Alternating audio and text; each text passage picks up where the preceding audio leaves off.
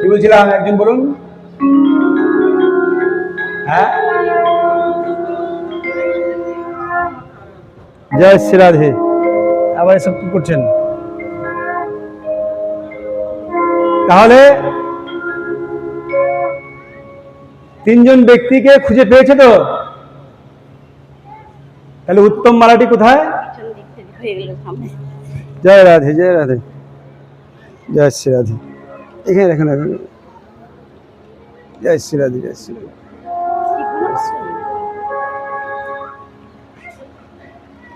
বলছে উত্তম মালাটি,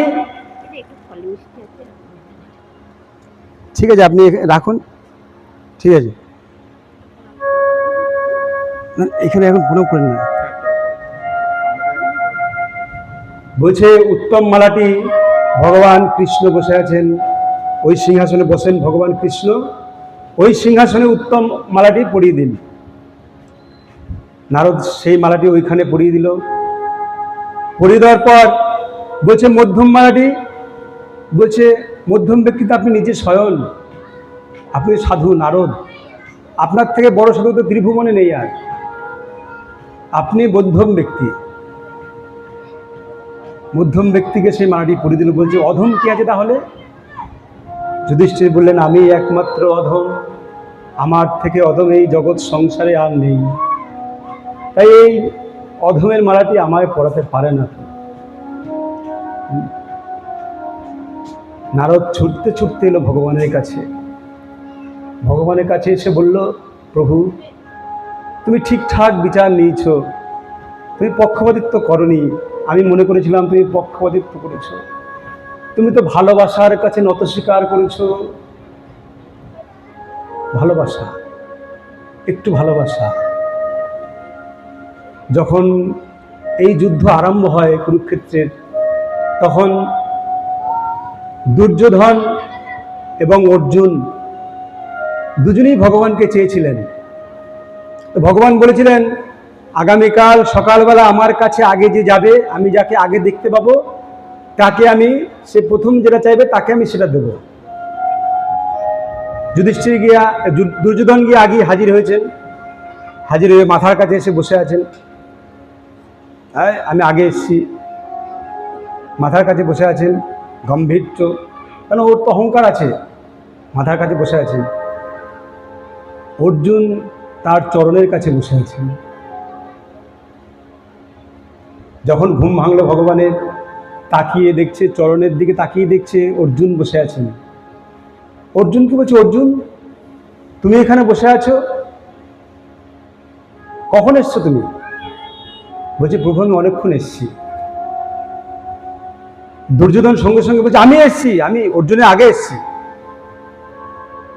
বলছে আচ্ছা, ও দুর্যোধন তুমিও এসছো? আচ্ছা ঠিক আছে, কি ব্যাপার বলো তো? ওই যে আপনি বলেছিলেন আপনি আমাদেরকে কাকে কি দেবেন, আপনি বিচার করুন। ভগবান বলল আমার সেনা একদিকে থাকবে, আমি একদিকে থাকবো, আর আমি যেখানে থাকবো সেখানে আমি অস্ত্র ধরবো না, অস্ত্র ছাড়াই থাকবো। আপনারা সব জানেন অবশ্য, জ্ঞানীচর ভক্ত।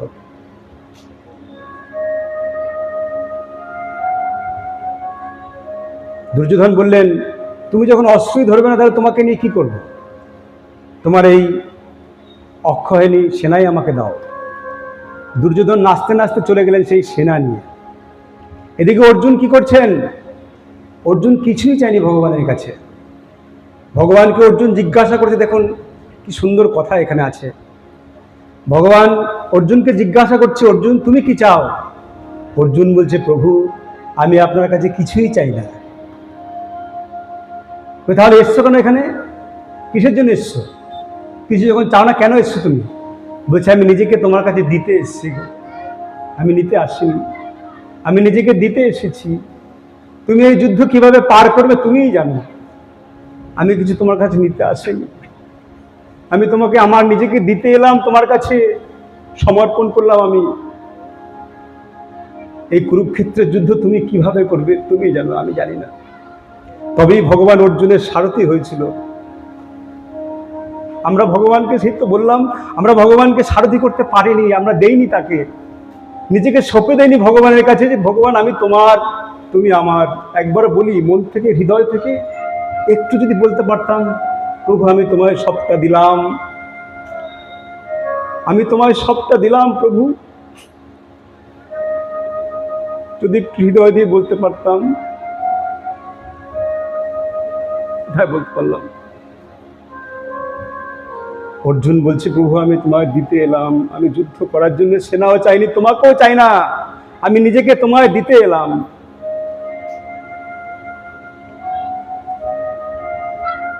তাই এই বাঁশি, যে বাঁশির কথা বলছিলাম, বাঁশি সম্পূর্ণ স্যালেন্ডার হয়েছে গুরুর কাছে। বলছে আমি গুরুর কাছে সমর্পণ করলাম। তারপরে কি করলো জানো? আমায় ছিদ্র করলো, একটি একটি করে 7টি ছিদ্র করলো। 7টি ছিদ্র কি কি? কি কি 7টি ছিদ্র? বলছে এই সংসারে যখন আমি ছিলাম, আমি যখন ভজন পথে এগোলাম, তখন আমায় নানান রকমের লোক টোন টিটকানি করতে আরম্ভ করলো। আমি মালা পরলাম, তিলক পরলাম, আমায় বললো তুমি বড় সাধু হয়ে গেছো, টোন করতে আরম্ভ করলো। দেখুন একটা কথা দেখবেন, আমাদের কেউ যদি মালা তিলক তুলসীর মালা পরে, দেখবেন আমার জাতিরই কেউ টোন টিটকানি করবে, দেখো সাধু হয়ে গেছে। এরকম অন্য ধর্মের কেউ কিন্তু বলে না, আমার ধর্মের লোকেরাই আমাকে টোন করবে, তুমি বোধহয় বড় সাধু হয়ে গেছো, তাই না? বলছি এরকম আমাকে নানান রকমভাবে টোন টিটকানি করতে আরম্ভ করলো। আমি যখন সংসার ছেড়ে চলে গেলাম, সম্পূর্ণভাবে ভজনে অগ্রসর হলাম, যখন আমি এক এক করে গুরু আমায় ধরে ধরে শিক্ষা দিচ্ছে, এভাবে ভজন করো। ওই যে এক এক করে ছিদ্র করছে, কিভাবে ভজন করতে হবে, এভাবে না ওভাবে, ওভাবে না এভাবে, এই গুরুর কাছে যাও, এই সাধুর কাছে যাও, এই অমৃত কথা শ্রবণ করো, এই ভাগবত পড়ো, এই গ্রন্থ পড়ো, এই চৈতন্য চৈতামৃত পড়ো, নানান রকমভাবে শিক্ষা দিচ্ছেন, ছিদ্র করছেন। সব সহ্য করলাম। তারপরে আমি বাঁশির রূপ ধারণ করলাম। তারপরে ভগবান আমায় তার অধরে তুলে নিল। যখন পরিপূর্ণভাবে সিলিন্ডার হলাম, দেখবেন কোথাও যদি কারফিউ জারি হয়, দেখবেন যে হাত তুলে, যদি এরকম হাত তুলে যদি আসা যায়, তাহলে কি হয়, সেখানে যদি মিলিটারি কিংবা পুলিশ যাই থাকুক, সে তখন বলবে ঠিক আছে আপনি যান, কিচ্ছু করবে না। কিন্তু যে আমি হাত তুলে না আসি, তাহলে গুলি করে দিতে পারে, কিংবা গুলি করার উপক্রম হতে পারে, পারে তো। সম্পূর্ণ সিলিন্ডার হতে পারছি না। তাই বাঁশি বলছে এরকমভাবে আমাকে সিলিন্ডার হতে হচ্ছে এক এক করে। আমি এরকম যন্ত্রণা সহ্য করেছি। যন্ত্রণা সহ্য করতে করতে করতে করতে একদিন যখন আমি এই বাঁশির রূপ ধারণ করলাম, তখন ভগবান আমায় অধরে নিল। দেখুন, একদিন যখন আপনি ভগবানের ভজন করতে করতে সেই উচ্চ স্থানে পৌঁছাবেন, তখন আপনাকে আর ভগবান একটুকু নামতে দেবে না। নেমে গেলেও সে আবার ধরে রাখবে, আবার তুলে নেবে তার অধরে। তাই বাঁশি বলছে আমি এত কষ্ট করেছি, এত কষ্ট পেয়েছি, তাই আমি অধরে আসতে পেরেছি। কিন্তু আমরা তো সে কষ্ট সহ্য যারা কিছুই ভোগ করবো না। আমাদের যদি কেউ টোন করে, মালা কেন পড়েছো, তিলক কেন করেছো, দুদিন পরেই মালা তিলক খুলে দেবো, এরকম আমি বহু দেখেছি। তারা নবদ্বীপ থেকে দীক্ষা নিয়ে এসছে, আসার পরে তারা কিছুদিন মালা তিলক নিয়েছে, দীক্ষা নেওয়ার পরে তারা আবার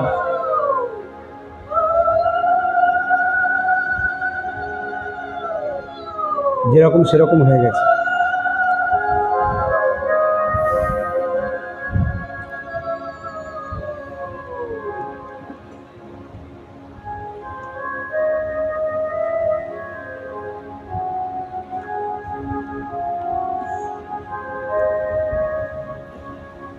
আমাদের এই ভাগবতীয় কথা, আজকের এই সৎসঙ্গ, সৎসঙ্গ কাকে বলে? সৎসঙ্গ কি, কাকে বলে এই সৎসঙ্গ? একদিন নারদ জিজ্ঞাসা করছে ভগবানকে, বলছে প্রভু এই সৎসঙ্গ কি, বা এই সৎসঙ্গ করলে কি হয়? এই ভাগবত শুনলে কি হয়? আরে হরি কথা শুনলি বা কি হয়? এতে লাভ কি আছে? ভগবান বলছে দেখো, যাও তুমি মর্তধামে যাও, দেখো একটি ব্রেনের ভেতরে একটি পোকা এইমাত্র জন্মগ্রহণ করছে, ওকে গিয়ে জিজ্ঞাসা করো সৎসঙ্গ ভাগবত শ্রবণ করলে কি হয়, সাধু সঙ্গ করলে কি হয়, একবার জিজ্ঞাসা করো।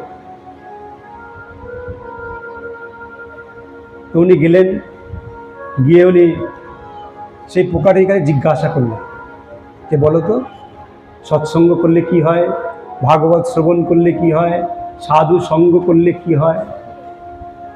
পোকাটি বলছে আপনাকে প্রণাম। নারদকে বলছে আপনাকে প্রণাম। এই বলার পরে পোকাটি মারা যায়। মারা যাওয়ার পর এখন নারদ ছুটে এসছেন আবার বৈকুণ্ঠে, এসে বলছে প্রভু পোকাটি তো মারা গেল, বললো না কিছুই, বলেনি কিছু। বলছে না। তো যাও অমুক জায়গায় একটি পাখি দেখো, একটি পাখি জন্মগ্রহণ করছে, ওই পাখিটির কাছে যাও। পাখিটির কাছে এসছেন, এসে জিজ্ঞাসা করছেন পাখি তুমি বলো তো সৎসঙ্গ করলে কি হয়, সাধু সঙ্গ করলে কি হয়, ভাগবত শ্রবণ করলে কি হয়? বলছে প্রভু আপনাকে প্রণাম, তবে আমার এখন মৃত্যুর সময়, আপনাকে আমি বলতে পারলাম না।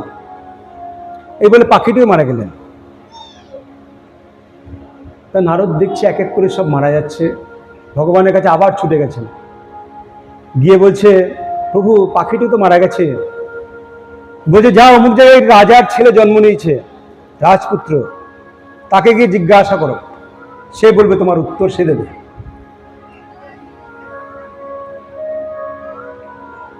তা বলছে দেখুন দুবার দুজন মারা গেল, একটি পোকা মারা গেল, একটি পাখি মারা গেল, আবার রাজার ছেলেকে জিজ্ঞাসা করবো, যদি রাজার ছেলে মারা যায় আমাকে তো রাখবে না, আমাকে তো পুরো মেরে ফেলবে। পাখির নয় কেউ নয় মারেনি আমাকে, পোকারও কেউ নয় মারেনি, কিন্তু রাজার তো ছেলে, রাজা তো আমাকে ছেড়ে দেবে না, মারবে আমাকে যদি মরে যায় রাজার ছেলে। ভগবান বলছে তোমার ভয় নেই, যাও গিয়ে জিজ্ঞাসা করো। রাজার ছেলের কাছে গেলেন, তখন রাজার ছেলেকে জিজ্ঞাসা করলেন যে বলো সৎসঙ্গ করলে কি হয়, সাধু সঙ্গ করলে কি হয়, ভাগবত শ্রবণ করলে কি হয়? ছেলেটি হেসে বলছেন আপনি আমাকে চিনতে পারলেন না? বলছে না চিনতে পারি নাই। বলছে আমি সেই কীট পোকা ছিলাম, আমি আপনার সাধু সঙ্গ পেয়েছি, আমি পাখির রূপ ধারণ করেছি, পাখি জন্ম পেয়েছি আবার ওই জনি থেকে, আবার আপনি আমার সঙ্গ করেছেন, পাখির কাছে আপনি জিজ্ঞাসা করতে গেলেন, আপনার আমি আবার সঙ্গ পেলাম, আবার সঙ্গ পাওয়ার সঙ্গে সঙ্গে আমার মৃত্যু হলো, আমি রাজপুত্র হয়ে জন্ম নিলাম। জয় জয় শ্রী রাধে। তাহলে সাধু সঙ্গ করলে, ভাগবত শ্রবণ করলে কি হয়? একটি কীট থেকে রাজপুত্র হওয়া যায়।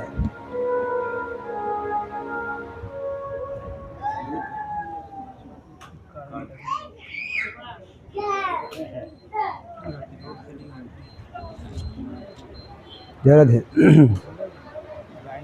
রাধে রাধে, জয় রাধে, জয় রাধে। তাহলে সৎসঙ্গ সাধুসঙ্গ করলে, ভাগবত শ্রবণ করলে একটি কীট পোকা থেকেও তার জন্ম কোথায় হলো? রাজার ঘরে তার জন্ম হলো, যেখানে ঐশ্বর্যের কোনো সীমা নেই, অসীম ঐশ্বর্য। তাহলে আমরা আজকের এই এত বড় অনুষ্ঠান, এত কষ্ট করে এরা করেছে, এত কষ্ট করে এরা চাঁদা তুলতে, যে আমি দেখেছি এত কষ্ট করে এরা চাঁদা তোলে পাড়ায় পাড়ায় গিয়ে, সে মানে ভাবা যায় না, না দেখলে বোঝা যাবে না। আমি দেখেছি এত কষ্ট করে এরা চাঁদা কালেকশন করে এই অনুষ্ঠানটি করে। নিজে দেখেছি বলেই বলতে পারছি। কেন করে? আপনাদের এই সৎসঙ্গ দেওয়ার জন্য, তাই না? এত সুন্দর অনুষ্ঠান যখন করে সৎসঙ্গ দেওয়ার জন্য, আপনাদের সবার উপস্থিত হওয়া উচিত। এত ভালো অনুষ্ঠানে এত কষ্ট করে করছে, আমরা তো এতে চাঁদা দিয়েছি, একটু গিয়ে যাই, বসি, ভাগবত কথা শুনি, ভাগবত শ্রবণ করি, কিন্তু কোথায় আমাদের সেই আগ্রহ, চিন্তাভাবনা কিছুই নেই, তাই না? আমাদের সেই চেতনা নেই। চেতনা কার হয়েছিল? জগৎ শেঠ লালাবাবুর চেতনা হয়েছিল। লালাবাবু একদিন বিকেলবেলা হাঁটতে বেরিয়েছেন। হাঁটতে বেরিয়ে লালাবাবু দেখছেন একটি ধোপার মেয়ে তার বাবাকে বলছে, বাবা বাসনায় আগুন দেবে না। বাসনা মানে কি বলুন তো? আগেকার দিনের কলার পাতা শুকিয়ে খাড় করে তা দিয়ে কাপড় জামা পরিষ্কার করা হতো, সেই পাতা শুকাতে দিয়েছে। বিকেল হয়ে গেছে, সন্ধ্যা হয়ে গেছে। বাবাকে বলছে, বাবা বেলা যে যায়, বাসনায় আগুন দেবে না। এই কথা ধোপার মেয়ে তার বাবাকে বলছে। ইতিপূর্বে এই কথাটি লালাবাবু হেঁটে যাচ্ছিল, লালাবাবু শুনতে পেল। তাই তো, বাসনায় আগুন দেবে না। আমার জীবনের বাসনায় আমি কবে আগুন দেব? আমার তো কত বাসনা, আমার এই বাসনায় আমি কবে আগুন দেব? ধোপার মেয়ের কথা শুনে লালাবাবু থমকে দাঁড়ালো, গিয়ে জিজ্ঞাসা করলো, কিরে তুই কি বলছিস, বাসনায় আগুন দিবি? বলছে, হ্যাঁ, বাবাকে ডাকছি, বেলা যে যায়, বাসনায় আগুন দেবে না। লালাবাবু কাঁদতে কাঁদতে তার মেয়ের কাছে ছুটে গেলেন, বলছে, মাগো, আমি আমার বাসনায় কবে আগুন দেব? আমার বাসনা তো এখনো শেষ হয়নি। আমি তো এখনো সোনার পালঙ্কে ঘুমাই, আমি এখনো পয়সা তুলি, আমি এখনো টাকার আসক্তি, এখন আমার বাসনা যায়নি। আমাদের এই বাসনা যায় না, কিছুতেই যায় না, জানেন তো? এই সংসার বাসনা, সংসারটাকে বলা হয়েছে একটি সমুদ্রের মতন। সংসার সমুদ্র, যেমন সমুদ্রের জল খেলে তৃষ্ণা মেটে না। মেটে? সমুদ্রের জলে তৃষ্ণা মেটে নাকি? মেটে না তো। সমুদ্রের জলে যেমন তৃষ্ণা মেটে না, তেমন আমাদের তৃষ্ণাও মেটে না। তৃষ্ণা শুধু বেড়ে যায়।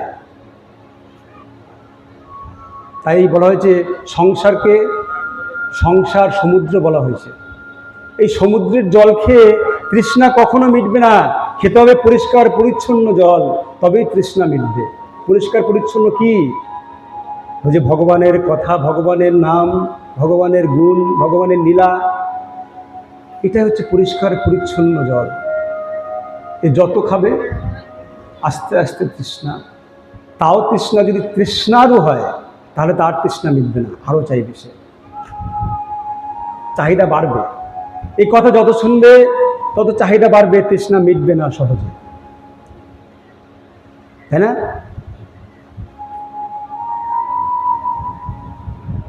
তাই লালাবাবু ছুটে ছুটে মেয়ের কাছে গেলেন, বলছে, মা, আমি আর এই জমিদারিতে থাকবো না, আমি বৃন্দাবনে যাব।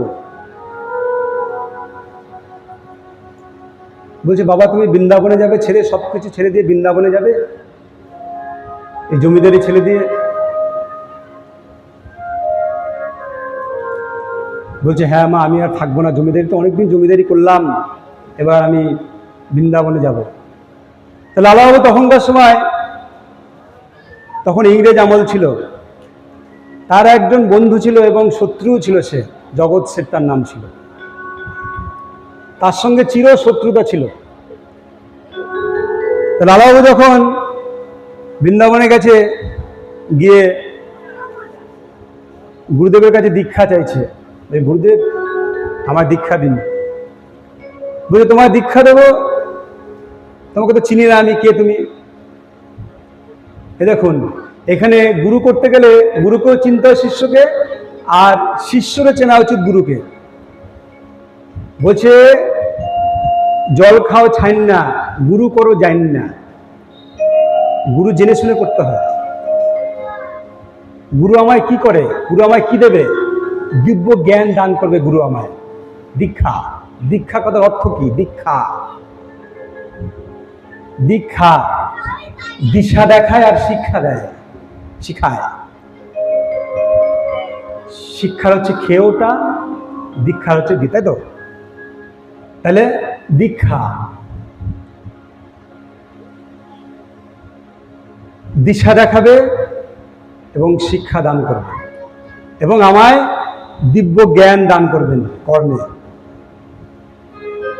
এই দিব্য জ্ঞান আমায় জপ করার জন্য গুরু আমায় দেবেন, এবং যে গুরু আমার প্রশ্নের উত্তর দিতে পারবে সঠিক সঠিক, আমি জিজ্ঞাসা করব, আমার প্রশ্নের উত্তর দিতে পারবে, সেই আমার গুরু হবে। নচেত আমার গুরু সে হতে পারবে না।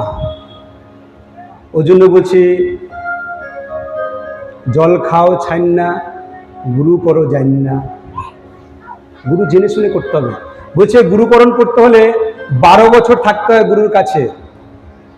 12 বছর যদি না পারো, মিনিমাম 3 বছর থাকতে হবে। আমার গুরুদেব ভাগবত কিশোর গোস্বামী, অনেক বড় পাঠক। নবদ্বীপে তার বাড়ি, সুদর্শন মন্দির। আমি গুরুদেবের পাঠ শুনেছিলাম, গুরুদেবকে দেখিনি। গুরুদেবের পাঠ শুনেছিলাম, বৃন্দাবন থেকে একটি পাঠ নিয়ে এসেছিল আমার এক দাদা কাম বন্ধু আর কি। সে পাঠটা শুনে আমি মানে মুগ্ধ হয়ে গেছিলাম আর কি। তাকে খুঁজে বেরিয়েছি, তাকে চিনিও, তাকে দেখতে কেমন জানি না, 2 বছর খুঁজেছি তাকে। নাম কি জানি না, চিনিও না, 2 বছর খুঁজেছি তাকে। তারপর তাকে পেয়েছি। তারপরে সে দীক্ষা দেয়নি তখনও, তারপরেও 1 বছর ঘুরিয়েছে, তারপরে দীক্ষা দিয়েছে। সহজে দীক্ষা দেয় না। ওই জন্য বলছে গুরু করো জাইন না, জল খাও ছাইন না। জল ছেঁকে খেলে কি হয়? পরিষ্কার থাকে।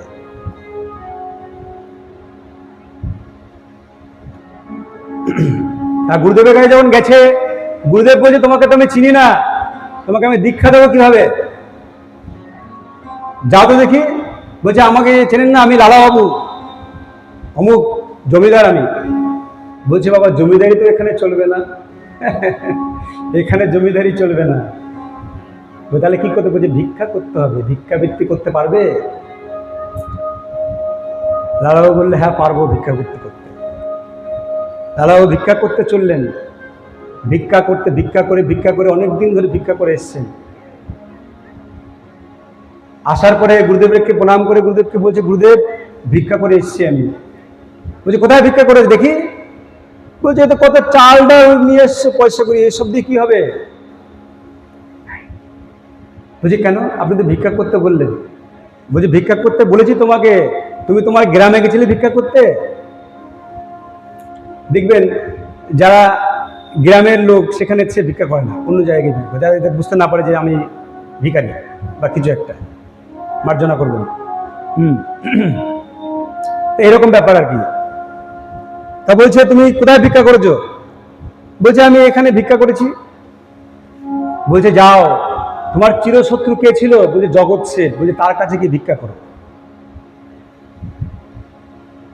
তাহলে আমি তোমার দীক্ষা দেবো। জগৎ শেঠের কাছে গেলেন দাদাবাবু। জগৎ শেঠের কাছে গিয়ে, আপনারা সবই জানেন, জগৎ শেঠের কাছে গিয়ে দরজায় গিয়ে দ্বারের কাছে বলছেন দাঁড়িয়ে আমায় একটু ভিক্ষা দাও। বলছে তোমায় একটু চেনা চেনা লাগছে কেমন, তুমি কে বলো তো? তোমাকে লালার মতন লাগছে দেখতে, লালাবাবু তুমি মনে হচ্ছে। শুনেছি লালাবাবু বৃন্দাবনে চলে গেছে, তুমি সে লালাবাবু নাকি?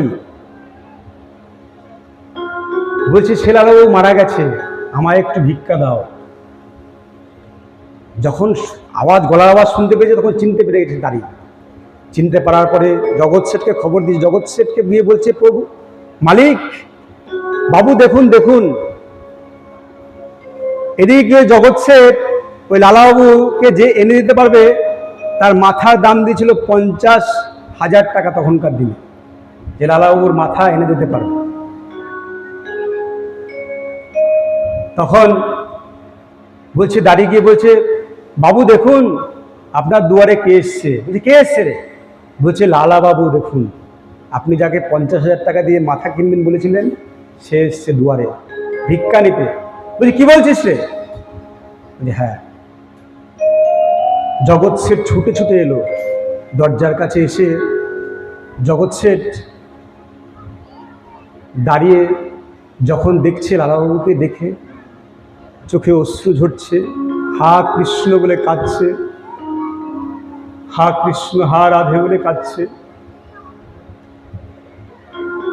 জগৎ শেঠকে বলছে, হা কৃষ্ণ আমায় একটু ভিক্ষা দাও, আমি ভিক্ষা করতে এসেছি, আমায় একটু ভিক্ষা দাও গো। জগৎ শেঠ বলছে, লালা তুমি একই রূপ নিয়ে এলে আমার কাছে। জড়িয়ে ধরেছে জগৎ শেঠ গীতাকে, জড়িয়ে ধরে বলছে, তুমি যদি ভিখারি হতে পারো আমি আজকে তোমার ভিক্ষার দান হয়ে গেলাম তোমার কাছে। জয় শ্রী রাধে, জয় শ্রী রাধে। জগৎ শেঠ নিজেই লালাবাবুর সঙ্গে ভিক্ষার হয়ে চলে আসলেন। সে গুরুদেব তখন লালাবাবু আর জগৎ শেঠকে দুজনকে একসঙ্গে সে ভিক্ষা দান করলেন। আপনারা সবই জানেন। যাই হোক, অনেক সময় হয়ে গেছে, 6:30 বেজে গেছে। এরপর হয়তো আরও অনেক অনুষ্ঠান আছে।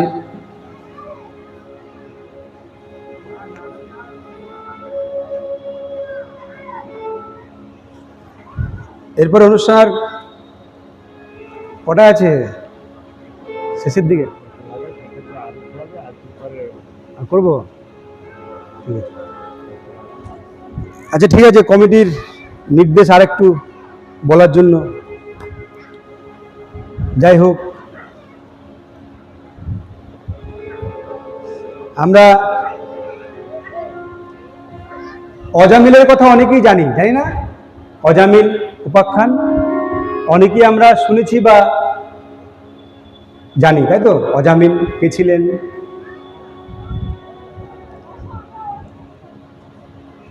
অজামিল কে ছিলেন? অজামিল একজন ব্রাহ্মণ ছিলেন, ব্রাহ্মণ পুত্র ছিলেন অজামিল একজন।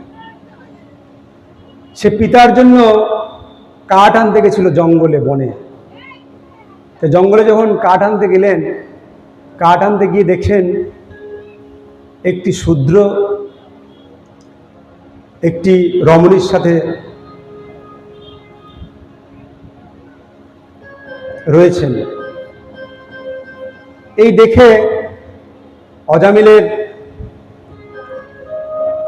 মনে কাম বাসনা জাগল। দেখুন, অজামিল কি ছিল? অজামিল ব্রাহ্মণ ছিল, অজামিল শাস্ত্রজ্ঞ ছিল, অজামিল মানে আমাদের 10 ইন্দ্রিয়কে প্রায় রপ্তই করেছিল। তা সত্ত্বেও তার পতন।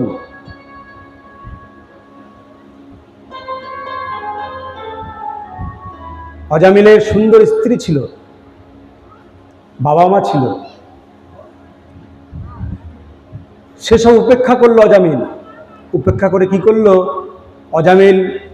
সেই বেশ্যা নারীকে নিয়ে সংসার করতে আরম্ভ করলো। নিজের স্ত্রীকে ত্যাগ করলো, নিজের বাবা মাকে ত্যাগ করলো। কথা আপনারা সবাই জানেন। তা এইভাবে অজামিল একটু একটু করে ধ্বংসের দিকে চলে গেল আস্তে আস্তে। সেই অজামিল আর রইল না, সেই তত্ত্বজ্ঞ রইল না। ব্রাহ্মণ পুত্র, তত্ত্বজ্ঞ, শাস্ত্রবেত্তা এত গুণ ছিল তার, কিন্তু সে অজামিল কামনা বাসনায় করে পথভ্রষ্ট হয়ে গেল। তা অজামিল একদিন যখন এরকম পথভ্রষ্ট হয়ে গেল, একদিন কি করলো, অজামিল যেখানে বাস করে সেখানে কিছু সাধু একদিন এলো চতুর্মাস্য করার জন্য। তা সে সাধুরা চতুর্মাস্য করবে, তা একটা পাড়ায় যেমন আসলে পরে পাড়ায় যদি না চেনে কাউকে, তাহলে পরে পাড়ার যদি কোনো ক্লাব থাকে জিজ্ঞাসা করে, ভাই অমুকের বাড়ি কোথায়, ক্লাবের ছেলেরা দেখিয়ে দেয়। এবার রাস্তায় ক্লাবের কাছে এসে জিজ্ঞাসা করছে যে ভাই এইখানে ভক্ত বাড়ি কোথায় আছে, আমরা চতুর্মাস্য করব, ভক্ত বাড়ি কোথায় আছে একটু বলো তো তোমরা। এখন ক্লাবের কিছু ভালো ছেলেও থাকে, কিছু চ্যাংরা ছেলেও থাকে। তা চ্যাংরা ছেলেটা বলছে অমুক বাড়ি চলে যান, মানে অজামিলের বাড়ি দেখিয়ে দিয়েছে, অমুক বাড়ি চলে যান, ওরা খুব ভক্ত, ওদের কাছে থেকে আপনি সেবা করতে পারবেন, আপনার চতুর্মাস্য ওখানে হবে। তা ওখানে যখন গেছেন, ওখানে গিয়ে প্রণাম করেছে, মা আমি তোমার বাড়িতে এসেছি চতুর্মাস্য করার জন্য। এখন সে নারী বলছে সাধু দেখেছে তো, সাধু দেখার পরে বলছে ঠিক আছে বাবা আসুন, আমি আপনাদের কি সেবা করবো, তুমি আমাদেরকে চাল ডাল দাও, আমরা নিজেরা আমরা সপাকে পাকিয়ে নেব। বলছে ঠিক আছে। তো এরকমভাবে চাল ডাল দিত, ওনারা নিজেরা সপাকে পাকিয়ে ওনারা ওখানে সেবা করতেন। এইভাবে চতুর্মাস্য যখন শেষ হয়ে যায়, তখন সাধুরা সেখান থেকে প্রস্থান করে চলে আসার জন্য। তারা প্রস্থান করে যখন, তখন তার গর্ভে একটি সন্তান ছিল, অজামিলের স্ত্রী গর্ভে। তা বলল মা দেখ, অজামিলের 10টা পুত্র হয়েছিল, 10 জন পুত্র হয়েছিল, কিন্তু শেষ পুত্রটি গর্ভে ছিল। সাধুরা বলেছিল দেখ মা, এই পুত্রটির নাম নারায়ণ রাখিস।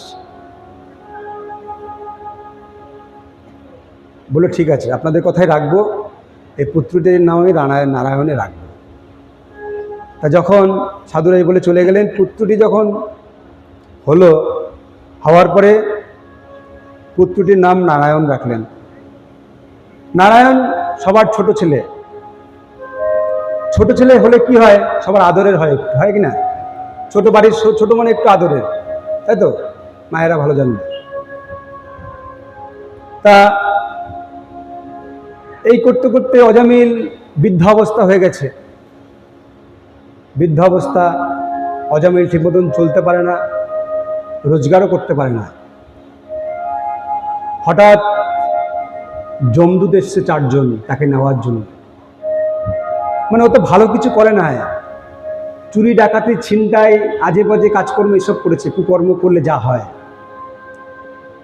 4 জন যমদূত দেখে অজামিল ভয় পেয়েছে। ভয় পেয়ে কি করেছে, ওই যে ছেলের নাম নারায়ণ তাকে ডাকছে, নারায়ণ নারায়ণ আমায় বাঁচা, নারায়ণ নারায়ণ আমায় বাঁচা, নারায়ণ আমায় বাঁচা, নারায়ণ আমায় বাঁচা, নারায়ণ আমায় বাঁচা, নারায়ণ আমায় বাঁচা, নারায়ণ আমায় বাঁচা। যখন এরকম বলছে, তখন বৈকুণ্ঠ থেকে, বৈকুণ্ঠে দূতেরা সব এসছে, নারায়ণের দূত। নারায়ণের দূত এসে বলছে, যমদূতকে দেখে বলছে তোমরা এখানে কেন এসছো? বলছে বারে আমরা তাকে নিতে এসছি। তো তোমরা নিতে এসছো কেন? কেন কি? বলছে তো নারায়ণ বলেছে, আর মৃত্যুর সময় যদি কেউ নারায়ণ শব্দ উচ্চারণ করে তাকে তো তোমরা নিতে পারো না, তাকে তো আমরা নিয়ে যাব।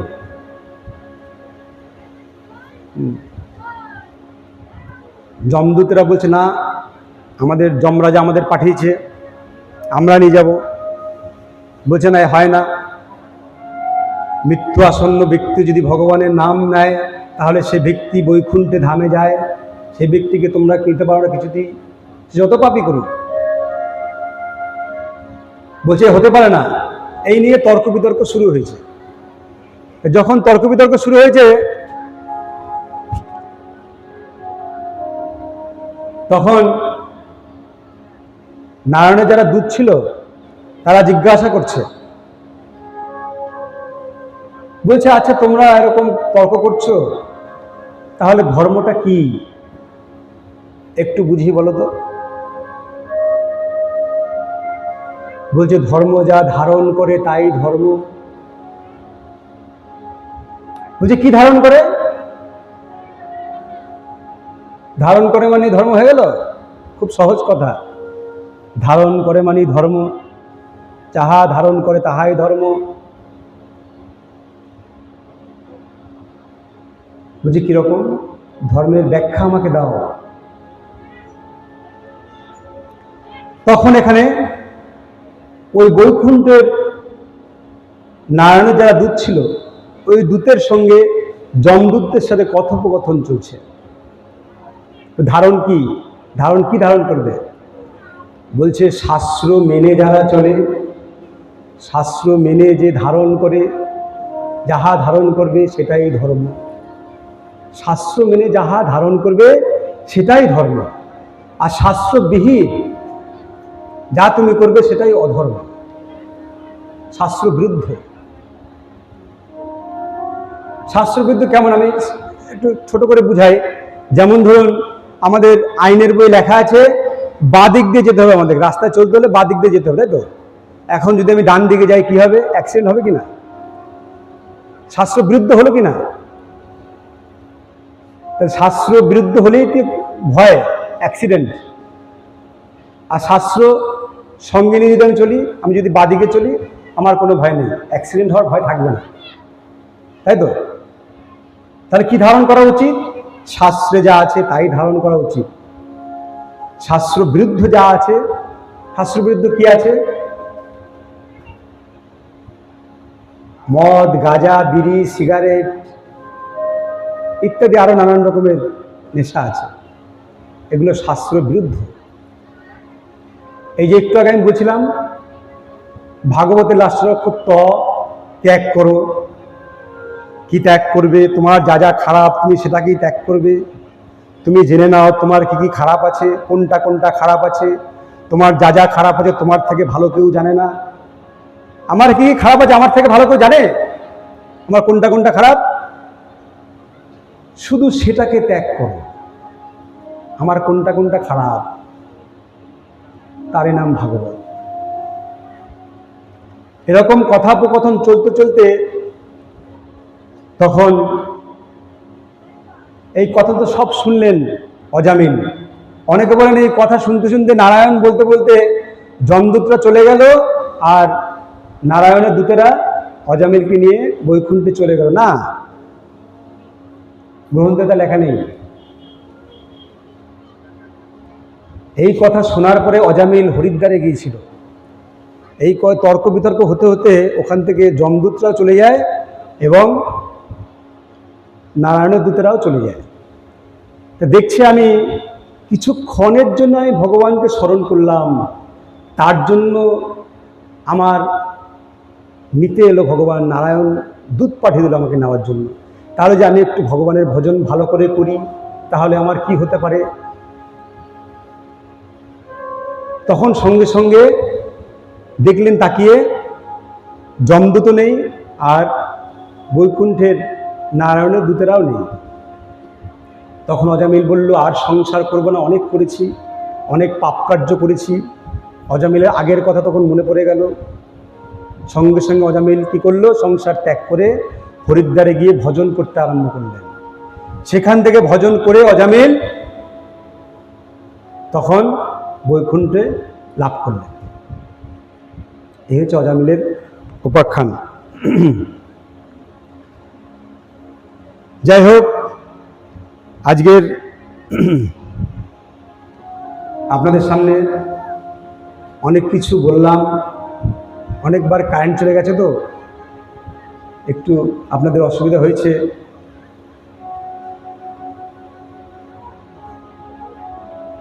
আজকের এই ভাগবতীয় কথা অনুষ্ঠান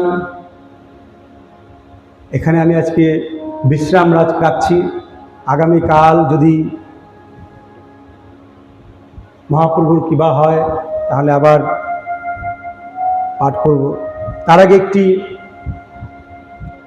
আপনাদেরকে ছোট করে গোপীরা মানে ভগবানকে কিভাবে চেয়েছিল সেটা একটু বলি, একটু গান গেয়ে একটু বলি।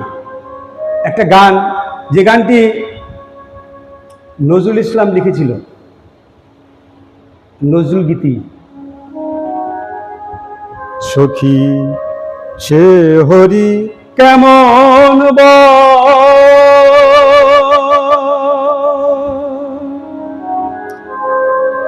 নাম শুনে যা এত প্রেম জাগে, চোখে আনে এত জল, সখী সে হরি কেমন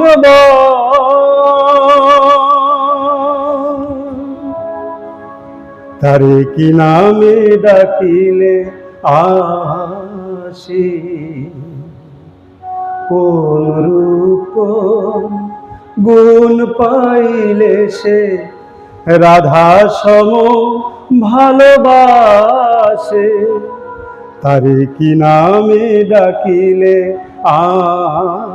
আসে, কোন রূপ গুণ পাইলে সে রাধা সম ভালোবাসে। সখী শুনেছি সে নাকি কালো, জালে কেমন সে এত আলো, সখী শুনেছি সে নাকি কালো, জালে কেমন সে এত আলো, যার বিরহে বিরহী যমুনা, যার বিরহে বিরহ যমুনা হয়ে ওঠে চঞ্চল, সখী সে হরি কেমন সে কি আসে পৃথিবীতে, গাহে রাধা নাম বাঁশুরিতে, সে কি আসে পৃথিবীতে, গাহে রাধা নাম বাঁশুরিতে, যার বিরহে বিরহী যমুনা, যার বিরহে বিরহী যমুনা হয়ে ওঠে চঞ্চল, সখী সে হরি কেমন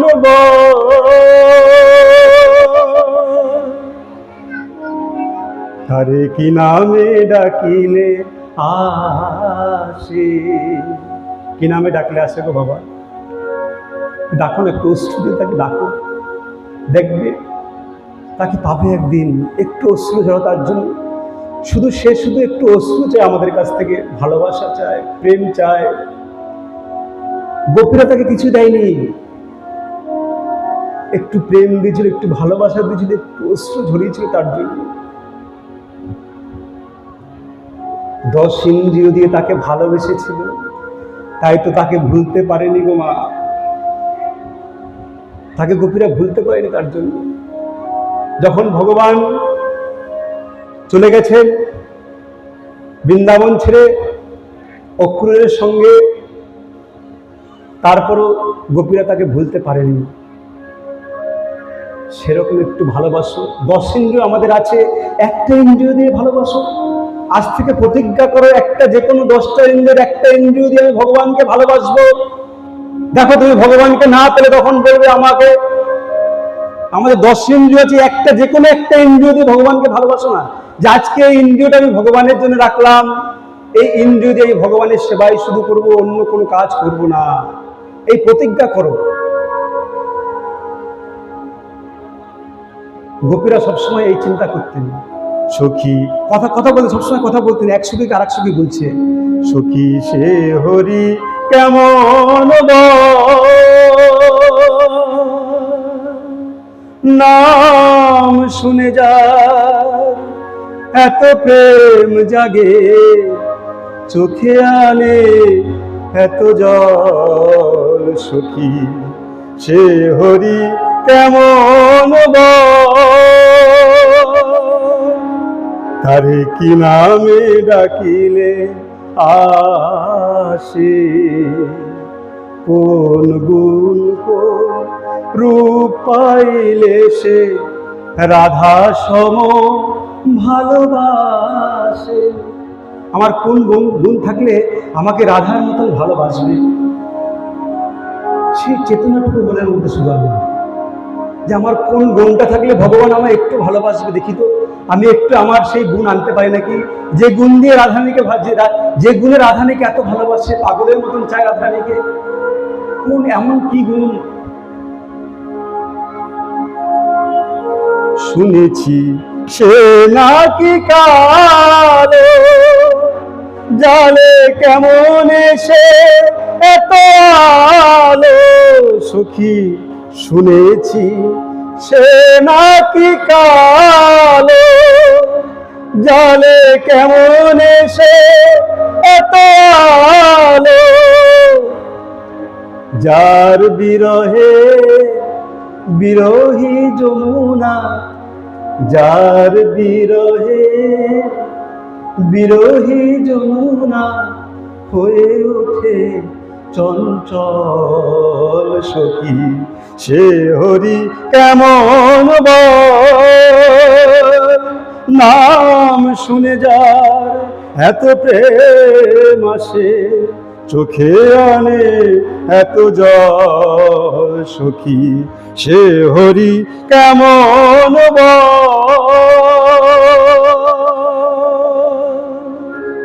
জয় জয় শ্রী রাধে, জয় শ্রী রাধে।